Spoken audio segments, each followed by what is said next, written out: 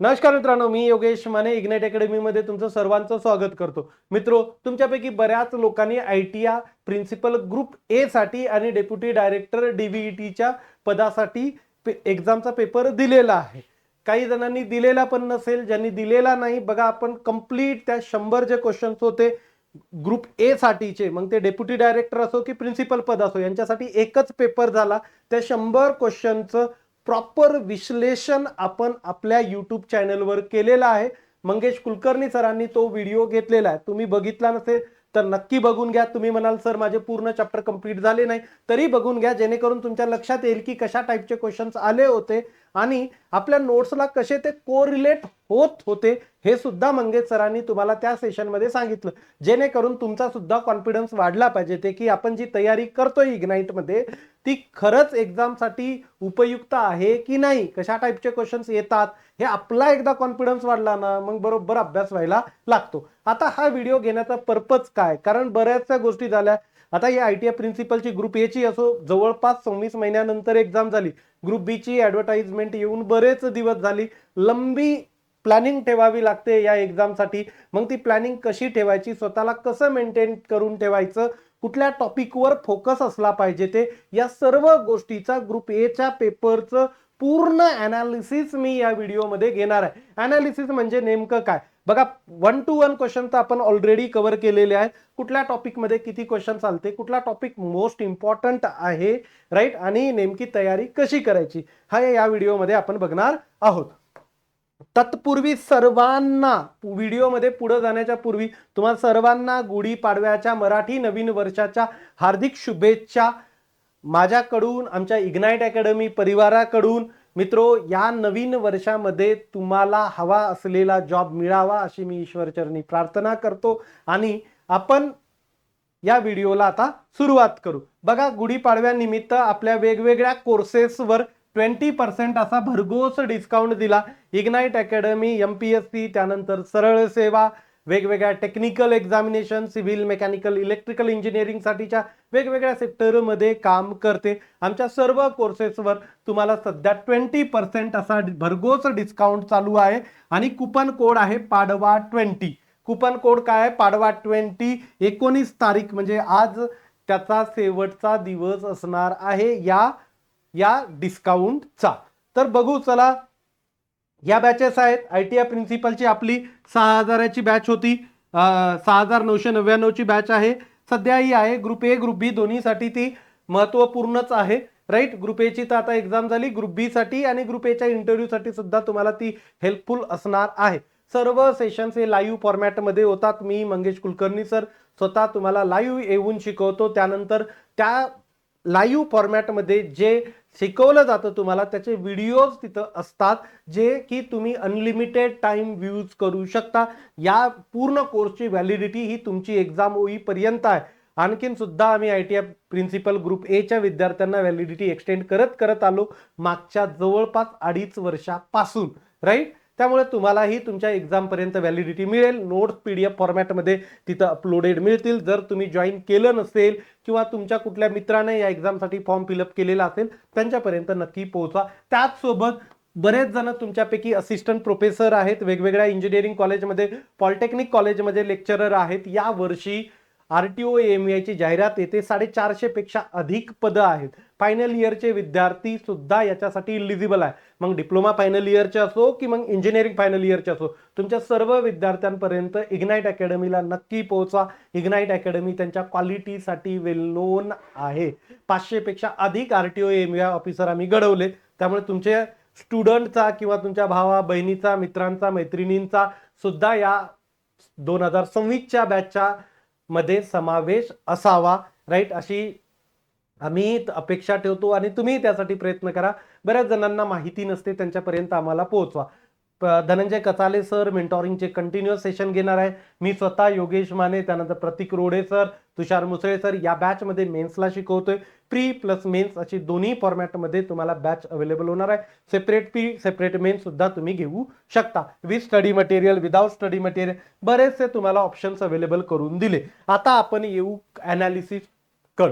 सगळ्यात पहिले हे लक्षात घ्या की तुम्ही जर तयारी करताय ना, तुम्हाला एक गोष्ट कोणावर तरी विश्वास ठेवावा लागतो आणि तो विश्वास तुम्ही आमच्यावर ठेवा अशी आमची अपेक्षा आहे. याला कारणही तसं आहे, राईट. ग्रुप एच्या विद्यार्थ्यांना तरी हिस्ट्री नव्हती, कारण या अगोदर आम्ही ITI प्रिन्सिपलसाठी बॅच घेतलेली नव्हती. 2016च्या अगोदर आलेल्या जाहिराती आहेत आणि आमची 16ची स्थापना आहे, राईट. पण आम्ही पहिली वेळेसच बॅच घेतली आणि जवळपास 26 महिने विद्यार्थ्यांना कंटिन्युएशन मध्ये ठेवलं. पहिले ओल्ड सिलेबस शिकवला, नंतर क्रॅश सेशन्स घेतले ओल्ड सिलेबसवर, नंतर नवीन सिलेबस आला, पूर्ण नवीन सिलेबस शिकवला, त्यानंतर नवीन सिलेबसवर revision series, crash series, test series, right, सर्व काही विद्यार्थ्यांना अवेलेबल करून दिलं. आणि फायनली जेव्हा ग्रुप एचा पेपर आला, तो ॲज इट इज इग्नाइट अकॅडमीच्या नोट्समध्ये त्याचे उत्तरं तुम्हाला मिळून जातील. जवळपास 90+ क्वेश्चन्स तुम्हाला इग्नाइट अकॅडमीच्या नोट्समधून मिळणार, राईट. आणि बाकीचे जे 7-8-10 क्वेश्चन्स आहेत ना, तुमचे मेंटल स्ट्रेंथ तेवढी बनेल, तुमचं लॉजिक तेवढं डेव्हलप होईल की राहिलेलेही 10-12 क्वेश्चन्सला तुम्ही अप्रोच करू शकता. तसा सिलेबस बघितला तर प्रचंड लेंदी सिलेबस वाटतो, पण क्वेश्चनची लेवल ही 1 लाइनर होती. वरून क्वेश्चन विचारले गेलेले होते. म्हणजे मंगेश सर किंवा मी शिकवत असेल तर पहिले 2-3 लाईनमध्ये आम्ही ज्या गोष्टी सांगितल्या त्या गोष्टींवर क्वेश्चन्स होते. काही विद्यार्थ्यांनी तर जवळपास 140-45 पर्यंत मार्क 3-3, 4-4 महिने घेऊन केले. तुम्हाला माहिती असेल अगोदर 16 डिसेंबरला ही एक्झाम होणार होती, पण 16 डिसेंबरच आय थिंक डेटमध्ये कमी जास्त होऊ शकते, पण त्या दिवशी इलेक्शनचे रिझल्ट होते म्हणून या एक्झामला पुढे लोटलं होतं. पण ज्या विद्यार्थ्यांनी त्यावेळेस सुरुवात केली ना, त्यांना सुद्धा 2-3 महिने मिळाले होते आणि या 2-3 महिन्यामध्ये त्यांनी खूप चांगली तयारी केली. आता तुम्ही ग्रुप ए ला जी तयारी केली होती ती ग्रुप बी लाही नक्की कामी येईल, कारण ग्रुप बी चा आतापर्यंत सिलेबस दिलेला नाही, पण हा रिसेंट सिलेबस आहे. मी तुम्हाला मागच्या वेळेसही दाखवलं होतं की ग्रुप ए आणि ग्रुप बी ची जेव्हा जेव्हा एक्झाम झाली तेव्हा दोन्हीसाठीचा सिलेबस सेम होता. आताच्या सिलेबस मध्ये जरी ग्रुप ए बी बद्दल मेन्शन नसेल तरी ग्रुप बी साठी तोच सिलेबस असण्याची शक्यता आहे. पण MPSC तुम्हाला हे नक्की कळवेल. जर यदा कदाचित सिलेबस मध्ये थोडेफार बदल आले तर इग्नाइट अकॅडमी त्या सिलेबसला कव्हर करून देण्याची पूर्ण जबाबदारी घेते. जसं आम्ही ग्रुप ए च्या वेळेसही घेतलं तर भरपूर बदल आले, म्हणजे पहिला सिलेबस ॲज इट इज ठेवला, एखादा टॉपिक कमी केला, पण भरपूर नवीन गोष्टी ऍड केल्या. त्यामध्ये बऱ्याचशा गोष्टी आम्ही आजपर्यंतच्या स्कीम्स वगैरे म्हणजे त्या डेट पर्यंतच्या स्कीम वगैरे आम्ही कव्हर केलेल्याच होत्या. तरी पण यदा कदाचित थोडे बहुत चेंजेस आले तर आपण ते करून घेऊ. पण चेंजेस येण्याची शक्यता का वाटत नाही, कारण प्रचंड सिलेबस दिलेला ऑलरेडी आहे. 20 टॉपिक पर्यंत त्यांनी टॉपिक दिले, मग आता सुटलं तर काहीच नाही ना, मग नवीन काय येणार. आणि रिसेंटली आत्ता सिलेबस मिळालेला आहे 2024ला, त्यामुळे एवढे काही बदल होणं 2 वर्षातले नाही. हा, होऊ शकतं की आतापर्यंतच्या ज्या रिसेंटच्या स्कीम्स आहेत ते विचारल्या जातील, म्हणजे 2026 मध्ये आलेल्या स्कीम्सवर सुद्धा तुम्हाला क्वेश्चन्स येतील, पण तेवढं अकोमोडेट शिकवतानाच केलं जातं. त्यामुळे सगळ्यात पहिली टिप्स जर तुम्ही मला विचाराल तर काय असणार आहे टिप्स, पहिलीच टिप्स काय असणार, use only ignite notes, only ignite notes. कारण बघा तुमच्यापैकी बऱ्यापैकी लोक जे आहेत ना ऑलरेडी जॉब करतात, त्यांच्याकडे टाइमचं लिमिट आहे. टाइमचं लिमिट आहे ना, मग आपल्याला रिसोर्सेस सुद्धा लिमिटेड ठेवावे लागतात. त्यामुळे इग्नाइटच्या नोट ज्या आहेत त्या तुमच्यासाठी सफिशियंट आहे, याच्या व्यतिरिक्त तुम्हाला फार काही यूज करायची गरज भासणार नाही, right. Revise notes at least 7 times, 7 वेळेस तुमचे कमीत कमी नोट्स रिवाइज झाल्या पाहिजे. आता तुम्हाला कळालं ना पेपर नोट्स मधूनच यायला, आणि ही जबाबदारी इग्नाइटने घेतली की कंटेंट तुमच्यापर्यंत पोहोचवायची. मग तुमचं काम काय, जे कंटेंट मिळालं त्याला अतिशय व्यवस्थितपणे रिवाइज करायचं. सगळ्यात मोठी प्रॉब्लेम काय झाली, मिस्टेक्स. Avoid mistakes. आता बऱ्याच जणांना पेपर तर इझी होता, तुम्ही जे जे कोणी ITI प्रिन्सिपलची तयारी केली ना त्यांना विचारा, एकच गोष्ट सांगतील, पेपर इझी होता, इग्नाइटच्या नोट्स मधून आलेला होता, मग स्कोर का कमी, सिल्ली मिस्टेक्स. काय झाल्या, सिल्ली मिस्टेक झाल्या. हे कशामुळे सिल्ली मिस्टेक झाल्या, तर नंबर ऑफ रिव्हिजन कमी असण्याने एक गोष्ट, दुसरी गोष्ट टेस्ट सिरीज न सॉल्व्ह करण्यानं. टेस्ट सिरीज आम्ही त्याला अप्रोच होईल अशीच केलेली होती, राईट. टेस्ट सिरीज त्याला अप्रोच होईल अशा प्रकारेच बनवलेली होती. पण लक्षात घ्या, टेस्ट सिरीज तुम्हाला स्वतःला सॉल्व्ह तर करावं लागेल, सॉल्व्ह तर आम्ही करून देऊ शकत नाही ना. त्याचं अनालिसिस तर तुम्हाला करावं लागेल की बाबा कुठं चुका होतात, कुठल्या टॉपिकला चुका होतात, कधी कधी अर्धवट क्वेश्चन रीड करतो का, व्यवस्थित क्वेश्चन रीड केला जात नाही का, मनानच गेस करतोय का गोष्टींचा, की बाबा 1-2 लाईन रीड केली पुढे क्वेश्चन असा असेल, हा मनानच मी गेस करतोय का. क्लिअर. आणि प्रत्येक वेळेस त्यामुळे टेस्ट सिरीज जे आहे ना, solve test series, maximum test series solve करा, मॅक्झिमम टेस्ट सिरीज. क्लिअर. आपण 100 पर्यंत अप्रोच करतोय टेस्टला, त्यामुळे टेस्ट तुम्हाला भरपूर मिळणार आहे. टेस्ट सिरीज मॅक्झिमम सॉल्व्ह करा. Right. Solve all provided MCQ. Provided MCQ. MCQ तर आम्ही देतोय की नाही? एमसीक्यू देतोय ना आम्ही तुम्हाला. राईट. प्रत्येक टॉपिक नंतर ऍटलिस्ट, प्रत्येक चॅप्टर नंतर ऍटलिस्ट एकतरी टॉपिक तुमचा, म्हणजे एकतरी सेशन तुमचं एमसीक्यूचं होतं. त्या एमसीक्यूजला सॉल्व्ह करा, समजून घ्या. राईट. 2-2, 3-3, 4-4 वेळेस ते एमसीक्यूज सॉल्व्ह करा, न बघता सॉल्व्ह करा आणि लिहून प्रॅक्टिस करा. सगळ्यात महत्वाची गोष्ट. एखादी आता बेटी बचाव बेटी पढाव ही स्कीम कुठल्या मिनिस्ट्रीच्या अंडर येते हे विचारलं होतं. आपण काय करतो, ये ministry educational, HRD. Right. Read करतो. पण मग शेवटी जेव्हा तुम्ही एक्झाम मध्ये जाताना HRD आहे, एज्युकेशन आहे, राईट, कन्फ्यूज होतो. राईट. त्यामुळे आपल्याला बेटी बचाव बेटी पढाव कधी काय महत्वाच्या गोष्टी आहे की कधी स्टार्ट झाली, कुठल्या इयरला ही स्टार्ट झाली, कुठल्या मिनिस्ट्रीच्या अंडर ही काम करते. राईट. ह्या गोष्टी महत्वाच्या नाही. महत्वाच्या गोष्टी तुमच्या हाताखालून लेखीमध्ये 2-3 वेळेस गेले पाहिजे. फक्त हँडआउट रीड करायला हे वर्कआउट करत नाही. तुमच्या हाताखालून काही गोष्टी लिहिल्या गेल्या पाहिजे. हँडआउट आम्ही बघा काय होतं की 1.5 तासाचं सेशन राहतं आणि थेरॉटिकल गोष्टी हे म्हणजे व्यवस्थितपणे प्रॉपरली लिहिणं थोडंसं अवघड होतं. पण मग ह्या गोष्टी तुम्ही रिव्हिजन मध्ये रफमध्ये तर लिहू शकता ना, की जेणेकरून तुमचा टाइम सेव्ह होईल आणि एक वेळेस लिहिणं म्हणजे 4-5 वेळेस रीड केल्यासारखं होतं. त्यामुळे गोष्टी ज्या आहेत ना त्याच्यातले महत्वाचे पॉईंट आहेत ते तुमच्या रफ नोट्सवर लिहित चला. म्हणजे जेव्हा जेव्हा प्रॅक्टिस करताना त्या गोष्टी लिहित चालायच्या. म्हणजे जशी तुमच्या पुढे एखादी स्कीम आली तर तुम्हाला रीड करायची गरज नाही बसली पाहिजे. याच्या मला 3-4 पॉईंट लक्षात ठेवायचे ना, हे 3-4 पॉईंट त्या स्कीमचं नाव घेतलं की मला पेपरवर लिहिता आले पाहिजेत. अशा प्रकारे तुमचं प्रॉपरली रिव्हिजन झालं पाहिजे. तर पेपरवर लिहिलं गेलं पाहिजे. फक्त रीड, फक्त रीड, फक्त रीड. यानं काय होतं की एक्झाम मध्ये जेव्हा तुमच्या पुढं ऑप्शन्स येतात ना त्यावेळेस तुम्हाला कन्फ्यूज व्हायला लागतं की मला कुठल्या ऑप्शनला टिक करायचं. राईट. त्यामुळे सिंपल समजून घ्यायचं की जोपर्यंत प्रॉपरली लिहिलं जाणार नाही तोपर्यंत तुम्हाला गोष्टी लक्षात येणार नाहीत. क्लिअर. हे पॉइंट खूपच महत्वाचे आहे. आणि तुम्हाला एक गोष्ट सांगतो की नोट्सच्या बाहेर तोपर्यंत जाऊ नका जोपर्यंत मी तुम्हाला जो सेकंड पॉइंट सांगितला ना, revise notes at least 7 time. Revise notes at least 7 time. बघा आम्ही 26 महिने ग्रुप ए वाल्यांना शिकवत राहिलो, म्हणजे नवीन नवीन गोष्टी आम्ही घेऊन येत राहिलो ना तुमच्यासाठी.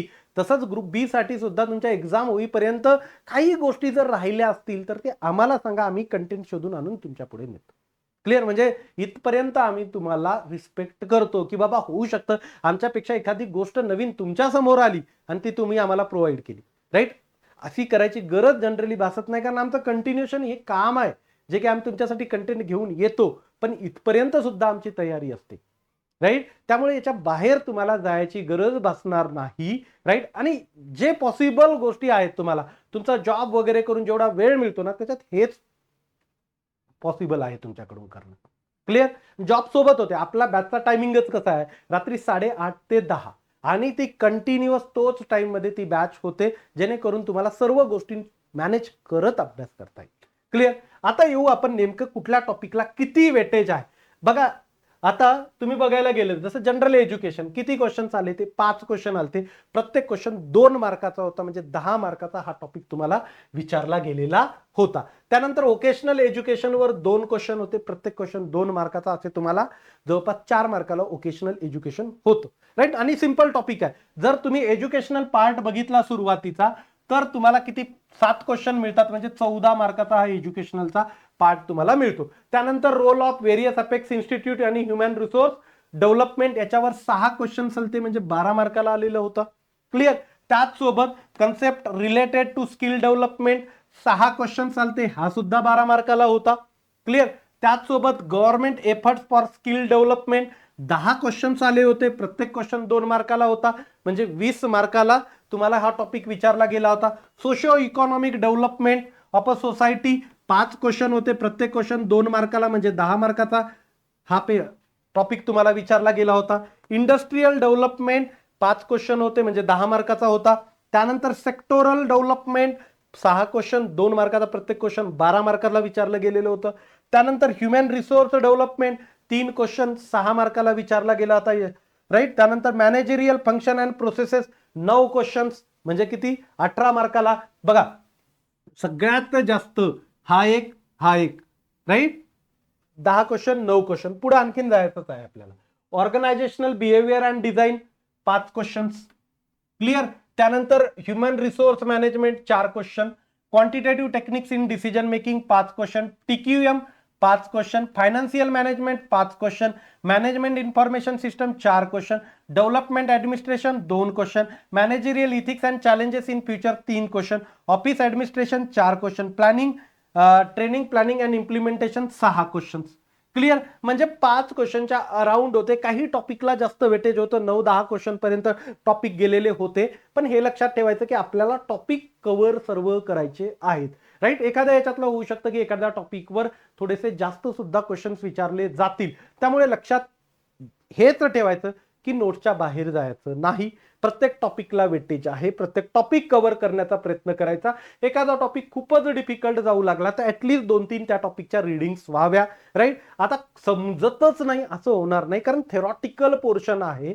सरांनी क्लासमध्ये सेशन्स घेतलेले, एखादा टॉपिक नाही समजला डबल व्हिडिओ बघू शकता. त्यामुळे तुम्हाला समजतच नाही अशी कंडिशन येत नाही थेरॉटिकल असल्यामुळे. एखादं मॅथमॅटिकल न्यूमरिकल्स असते तर मला कॅल्क्युलेशन जमत नाही किंवा मग मला युनिट मॅच होत नाहीत बाबा, मला लक्षात नाही राहत, कन्सेप्ट नाही लागत, तर अशा गोष्टी फार कमी होतात थेरॉटिकल टॉपिक असले. कारण लॉजिक डेव्हलपमेंट सुद्धा गरजेचं आहे. एखादा क्वेश्चन लॉजिकवर सुद्धा आधारित येतो. तसे आलेल्या वन लाइनर आलेले आहेत, सिल्ली मिस्टेक्स लोकांच्या झाल्यात, त्यामुळे ड्रास्टिकली बऱ्याच लोकांचे स्कोर्स खाली आलेले आहे. आणि as compare to other exam या एक्झामला तुमच्या कॉम्पिटिशन सुद्धा कमी आहे. 133 जागेसाठी तुम्हाला कॉम्पिटिशन असणार आहे आणि 10-12 हजाराच्या आसपास फॉर्म आलेले आहेत. त्यामुळे खूप जास्त सुद्धा फॉर्म आलेले नाहीत. क्लिअर. त्यामुळे व्यवस्थित कॉम्पिटिशन आहे. अचिवेबल पोस्ट आहे, चांगली पोस्ट आहे. ग्रुप बीच्या पोस्ट आहेत, हेडमास्टर, त्यानंतर प्रिन्सिपल, व्हाईस प्रिन्सिपल, थोडंसं सन्मानजनक सुद्धा पद आपल्याला नक्की वाटतं. त्यामुळे ऑल द बेस्ट. चांगली तयारी करा. इग्नाइट अकॅडमी तुमच्या सोबत आहे. कुठेही काहीही डाऊट असतील तर नक्की कॉन्टॅक्ट करा. आणि ही बॅच तुम्हाला अतिशय हेल्पफुल होईल, ITI प्रिन्सिपलची सुद्धा. आणि त्याचसोबत काही तुमचे विद्यार्थी मित्र मैत्रिणी भाऊ बहीण कोणी जरी RTO MA ची तयारी करत असतील तर नक्की त्यांच्यापर्यंत पोहोचा. आमच्यासोबत त्यांना कनेक्ट करून द्या. तुर्तास इथं थांबतो. Thank you so much guys for listening. Thank you so much.